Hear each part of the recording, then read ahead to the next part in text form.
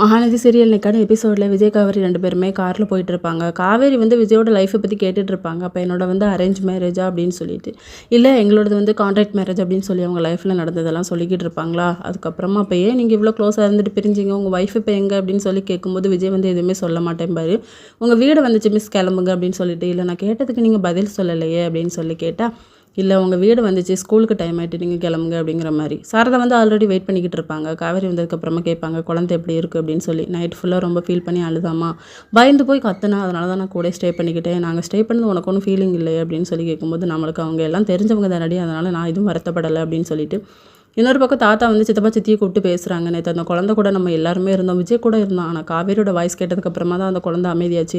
2 பேருமே அம்மா பொண்ணுன்னு சொல்லிட்டு அவங்க 2 பேருக்குமே தெரியாது. இருந்தாலும் அவங்களுக்குள்ள ஒரு பாண்டிங் இருக்குது, அதை நமக்கு எடுக்க வேண்டாம், அவங்க 2 பேருமே கூடிய சீக்கிரம் சேரணும் அப்படிங்கிற மாதிரி சொல்லிடுறாங்க. சித்தப்பா சித்தியும் ஓகேங்கிற மாதிரி தான் சொல்லுவாங்க.